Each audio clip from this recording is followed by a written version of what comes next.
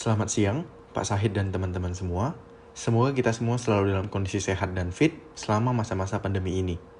Kami dari kelompok 7 akan melakukan apps dan web critical review pada salah satu media ternama Indonesia yaitu Tirto ID.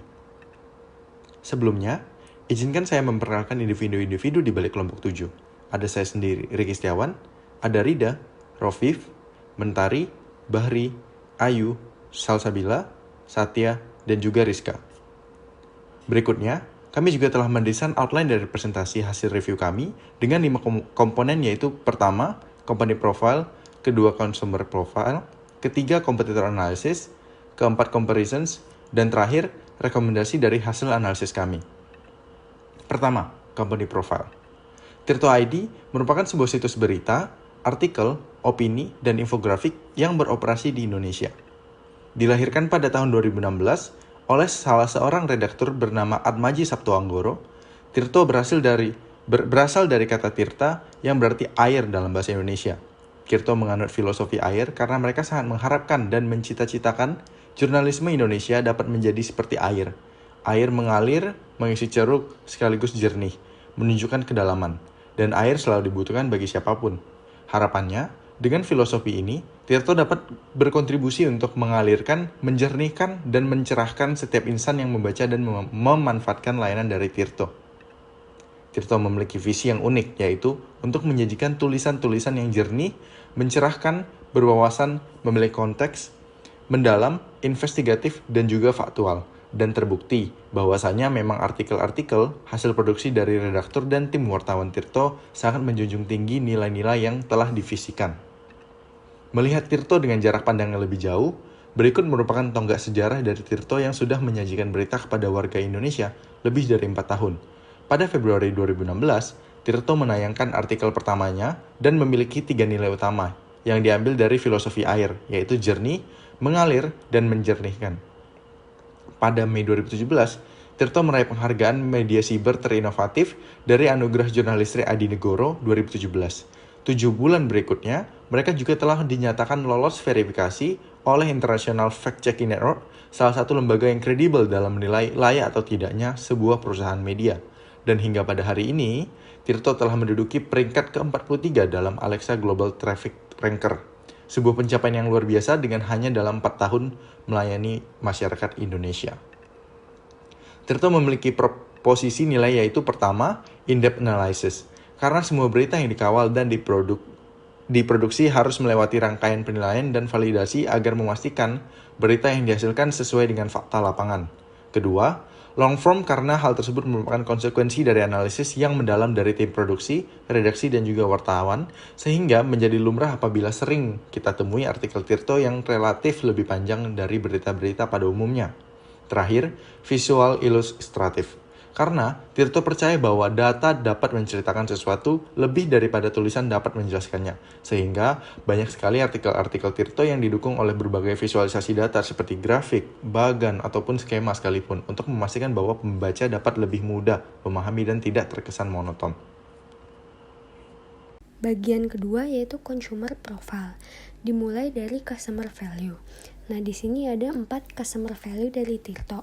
Pertama, mereka menyajikan tulisan-tulisan berkualitas sesuai visi jernih, mengalir, mencerahkan.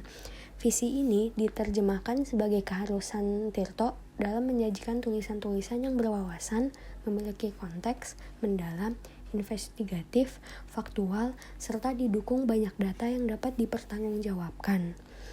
Berikutnya, konten-konten terkait masalah publik yang berbasis data. Nah, ini jadi salah satu daya tarik Tirto di mana mereka mampu untuk menghasilkan konten dengan data kuantitatif maupun kualitatif. Tirto menghasilkan berita berdasarkan hasil penelitian ilmiah. Mereka juga melakukan penelitian independen untuk memperkuat data berita yang dipublikasikan. Urgensi data ini menjadi kekuatan tersendiri bagi Tirto sebagai salah satu media online yang mengklaim data berbasis diri dalam isinya. Pembaca yang membutuhkan data untuk memperkuat kepercayaan mereka pada suatu masalah dapat melihat hasil penelitian tentang masalah tertentu melalui media online ini. Ketiga, Tirto juga mampu untuk menampilkan infografis dalam setiap berita yang diterbitkan. Nah, ini juga jadi kekuatan tersendiri mereka jika dibandingkan dengan media lain. Infografis yang ditampilkan oleh Tirto dapat memudahkan pembaca untuk memahami konten berita dalam waktu singkat. Terus yang terakhir, Tirto menawarkan sistem networking dan interactivity bagi pembaca.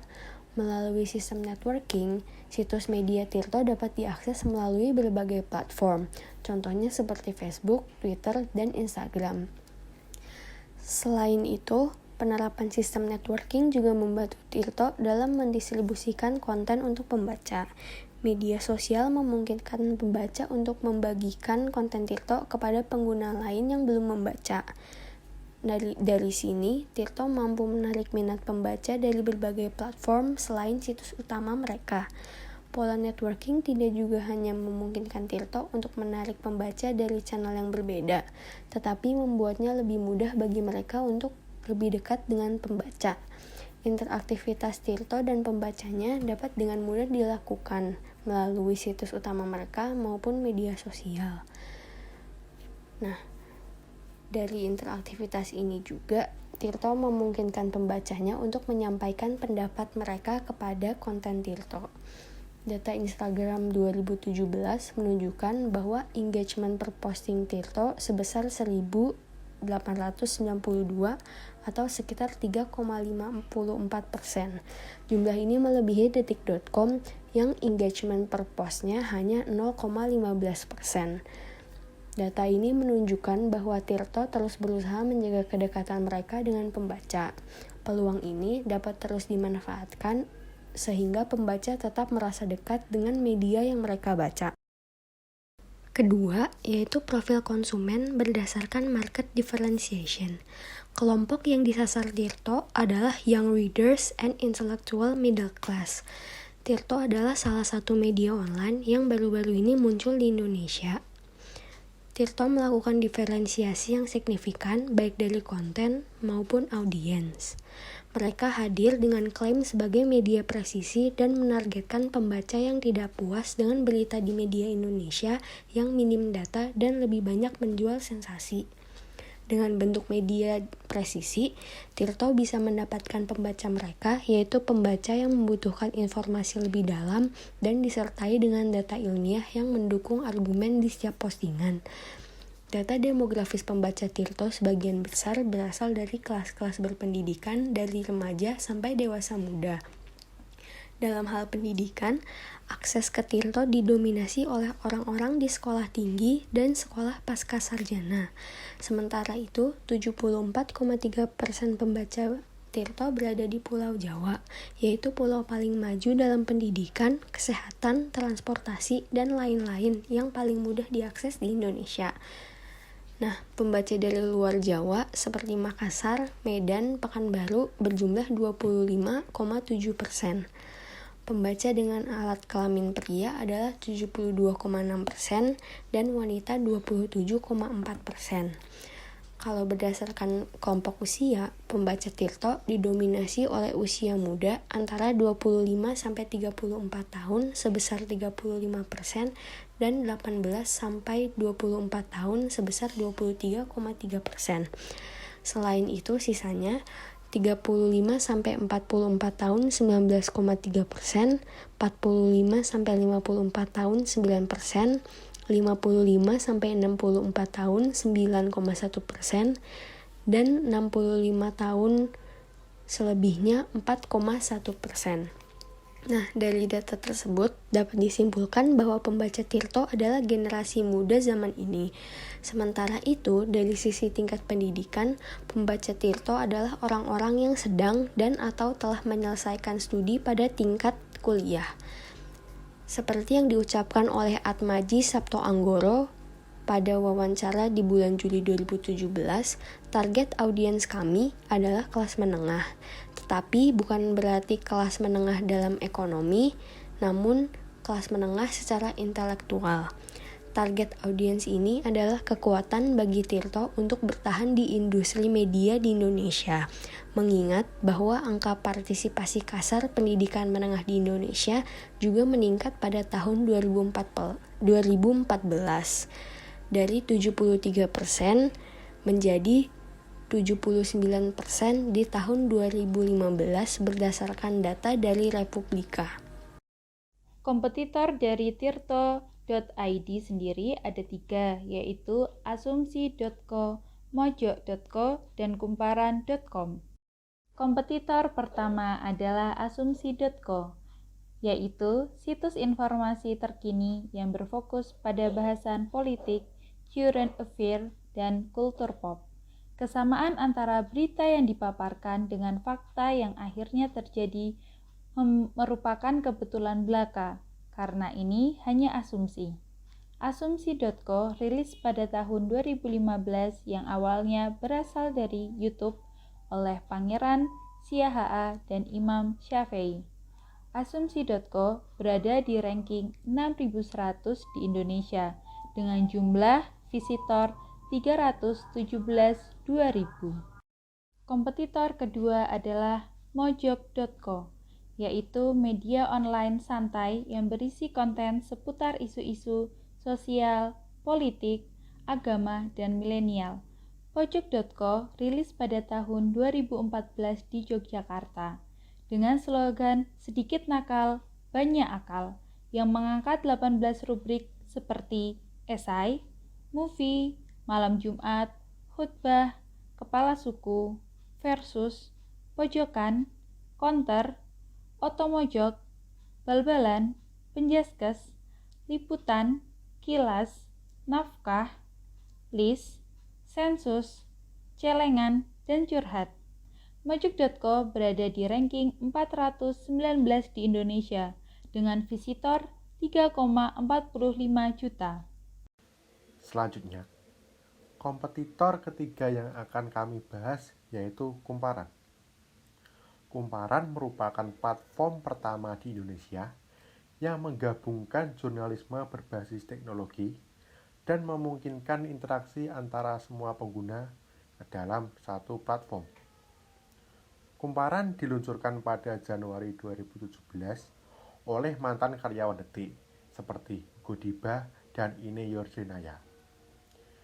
Kumparan menyajikan informasi seperti news, sepak bola, ekonomi, politik, showbiz, lifestyle, otomotif, tekno, dan travel. Kumparan ini mengadopsi personalization algorithm teknologi atau PAT yang memungkinkan kumparan untuk menyebarkan konten berkualitas baik kepada orang yang tepat dan pada waktu yang tepat. Dengan pengadopsian teknologi ini, iklan melalui kumparan memungkinkan pemasar menjangkau orang-orang berdasarkan berbagai faktor, seperti lokasi, minat, perilaku, usia, dan jenis kelamin. Menurut similarweb.com, Kumparan menempati ranking ke-38 di Indonesia dan ranking ke-382 untuk kategori website news and media di seluruh dunia. Total kunjungan website Kumparan ini mencapai angka 35,72 juta. Selanjutnya adalah perbandingan antara Tirto ID dengan pesaing-pesaing Tirto ID.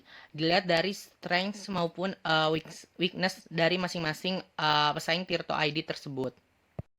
Pesaing dari Tirto ID ada Mojok, Asumsi, dan Kumparan. Nah, untuk strength dari Mojok itu sendiri, bila dibandingkan dengan Tirto ID, yang pertama itu adalah tampilan berita dari Mojok itu lebih ringan, dengan menjadikan gambar-gambar berupa kartun. Nah, untuk gambar-gambar kartun itu sendiri, desain Mojok itu lebih baik dibandingkan dengan Tirto ID. Yang kedua adalah warna yang digunakan dalam setiap desain berita Mojok itu lebih mencolok dan tentunya lebih bisa menarik pembaca untuk membacanya. Selanjutnya yang ketiga adalah penggunaan kata yang digunakan oleh Mojok itu lebih santai, di mana kata-kata yang digunakan itu tidak terlalu formal sehingga lebih banyak menarik perhatian seorang terutama generasi milenial untuk membacanya. Selain itu bahasa-bahasa yang digunakan oleh Mojok itu kerap kali lebih sarkas dan lebih menyindir pihak-pihak tertentu, di mana hal tersebut dapat lebih menarik seorang untuk membaca dan lebih penasaran untuk membacanya. Yang keempat, disediakannya kolom komentar. Pada setiap berita yang disajikan oleh Mojok itu terdapat kolom komentar, di mana seorang dapat langsung mengomentari isi dari berita tersebut. Selain itu juga seorang dapat berdiskusi langsung di berita tersebut. Selanjutnya adalah weakness dari Mojok dibandingkan dengan Tirto ID. Yang pertama adalah navigasi yang dimiliki oleh Mojok kurang rapi bila dibandingkan dengan Tirto ID. Mojok harusnya lebih merapikan navigasi sehingga tidak menyusahkan pembaca dalam menemukan halaman dalam website Mojok tersebut. Terus yang kedua adalah isi berita yang ditampilkan. Bila dibandingkan dari Tirto ID masih kurang di mana Tirto ID dalam menyajikan berita tidak hanya dari satu sudut pandang saja. Nah, oleh karena itu untuk Mojok ID seharusnya lebih bisa menyajikan berita dari berbagai sudut pandang, dan Tirto ID lebih lugas dan langsung pada inti topik permasalahannya.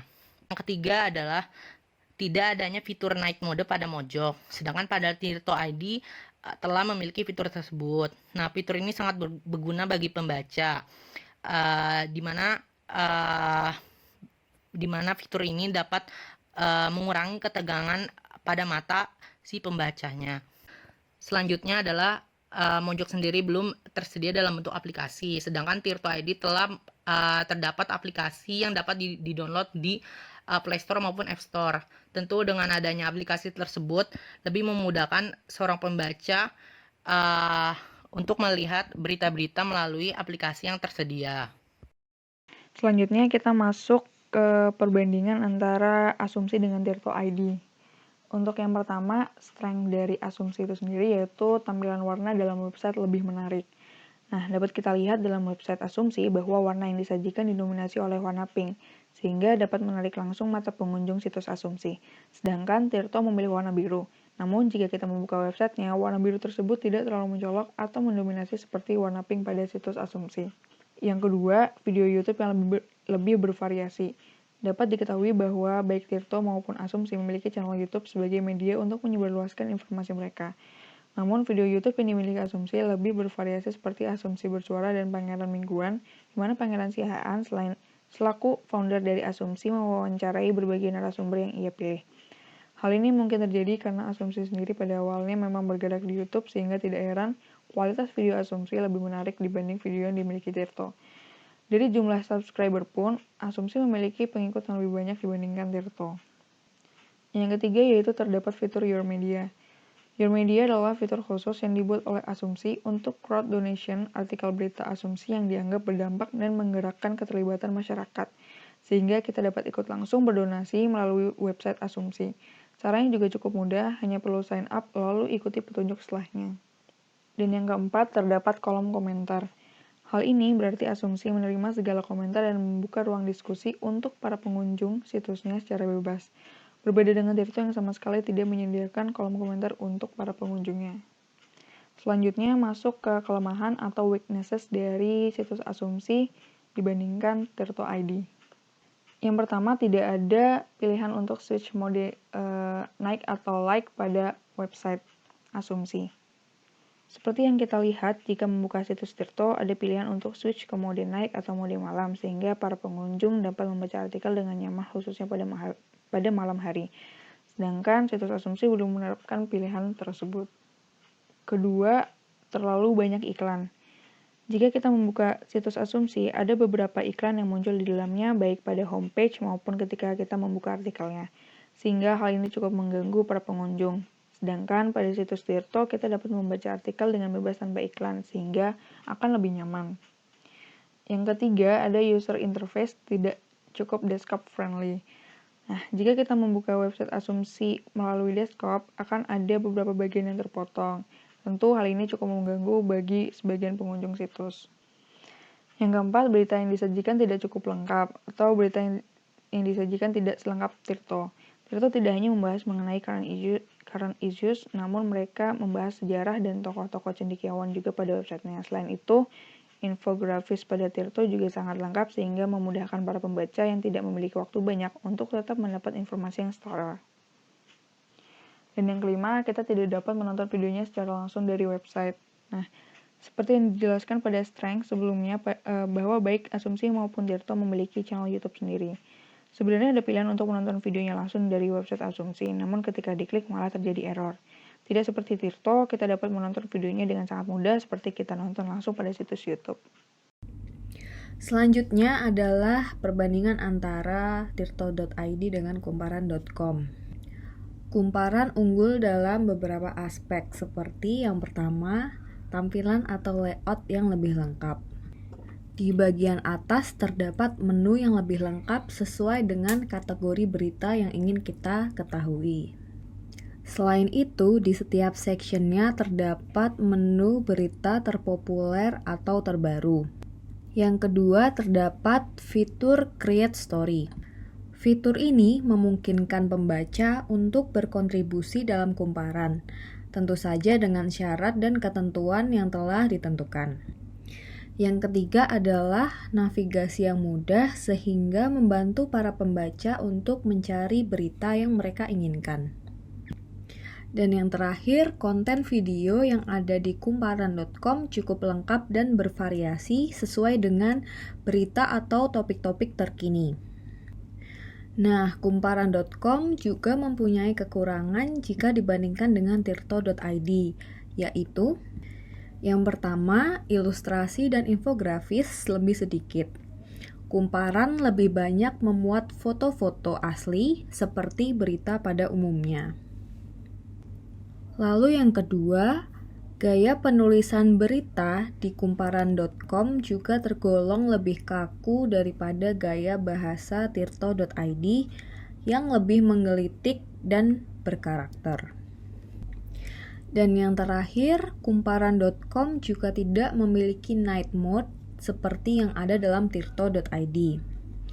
Mungkin terdengar sepele, namun hal ini sangat mempengaruhi preferensi dan kenyamanan para pembacanya. Selanjutnya masuk ke bagian rekomendasi. Pertama-tama kita lihat terlebih dahulu user reviews dari aplikasi Tirto ID pada aplikasi Google Play. Pada Google Play, aplikasi Tirto ID memiliki rating sebesar 2,9 yang dinilai relatif cukup rendah. Hal tersebut tercermin dari review yang ditulis oleh para pengguna aplikasi yang mengatakan bahwa aplikasi sulit untuk dibuka dan terdapat beberapa error yang muncul ketika akan mengakses artikel atau berita. Yang menyulitkan adalah beberapa pengguna mengatakan bahwa ketika ingin mengakses berita, mereka diminta untuk melakukan login dengan Gmail, yang menurut mereka hal tersebut sangat mengganggu karena hanya untuk sekedar mengakses berita mereka diminta untuk login. Selanjutnya terdapat pengguna yang mengatakan bahwa user interface dari aplikasi Tirto ID kurang user friendly dan terdapat beberapa artikel yang sama muncul dalam satu halaman. Oleh karena itu kami memberikan beberapa rekomendasi kepada Tirto ID. Yang pertama, Tirto ID dapat membuat pengkategorian jenis-jenis konten yang lebih jelas dan menampilkannya di halaman awal. Misalnya seperti kategori politik, kesehatan, bisnis, dan sebagainya agar memudahkan pengunjung ketika mencari konten mengenai berita tertentu. Yang kedua, Tirto ID dapat menambahkan kolom komentar dan rating pada bagian bawah konten berita. Hal tersebut dapat membuka forum diskusi dengan para pengunjung dan pembaca sekaligus menjadi penilaian kualitas dari berita yang diterbitkan. Ketiga, mempermudah akses bagi pengunjung pada aplikasi Tirto ID di smartphone, misalnya dengan tidak memerlukan login terlebih dahulu. Selanjutnya, yang keempat adalah meningkatkan user interface dari aplikasi dan website agar lebih user-friendly, serta meningkatkan pengembangan website dan aplikasi agar mengurangi adanya error dan berita yang tidak dapat diakses. Sekian dari kelompok kami, terima kasih.